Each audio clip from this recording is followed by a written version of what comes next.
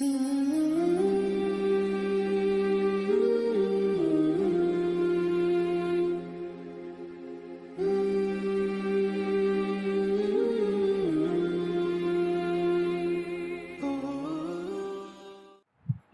ونصلی علی رسولہ الکریم۔ ہماری گزشتہ ویڈیو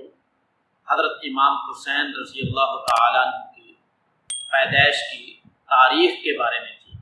کہ حضرت امام حسین رضی اللہ تعالیٰ عنہ کی پیدائش 5 شعبان 4 ہجری میں حضرت امام حسین رضی اللہ تعالیٰ عنہ کی پیدائش ہوئی۔ آج ہم تذکرہ کرنے والے ہیں کہ حضرت امام حسین رضی اللہ تعالیٰ عنہ کی جب پیدائش ہونے لگی تو اس وقت پیدائش میں جو دایا کا فریضہ سر انجام دینے والی عورت تھی اس کا نام کیا تھا؟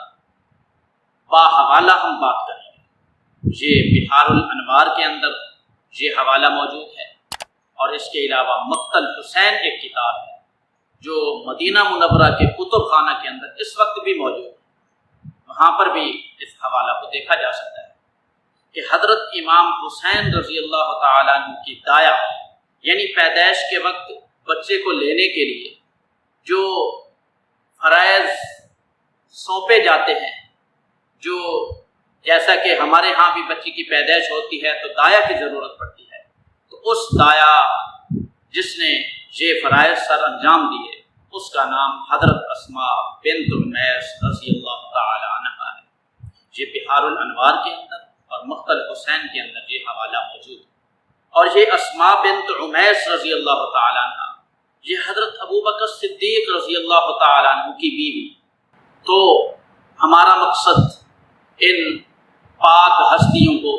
ایک دوسرے کے قریب لانا ہے، ان کی رشتہ داریوں کو بتلانا ہے، ان کی نفرتوں کو ختم کرنا ہے، اور حقیقی چیزوں کو آپ لوگوں کے سامنے پیش کرنا ہے تاکہ نفرتیں ختم ہوں اور ایک دوسرے کے ساتھ محبتیں پیدا ہوں۔ ان محبتوں کے ذریعے سے ہی ہم ایک دوسرے کے قریب ہوں گے۔ نفرتیں تو ہمیں دور سے دور تک، نفرتیں تو بہت کر چکے، اب ہمیں قربت کرنے کی اور اب ہمیں قریب لانے کی ضرورت ہے۔ تو لہٰذا اس بات کا حوالہ بحار الانوار کے اندر بھی موجود ہے، مقتل حسین کے اندر بھی موجود ہے، جو مدینہ منورہ کے کتب خانہ میں یہ کتاب موجود ہے۔ وما علینا الا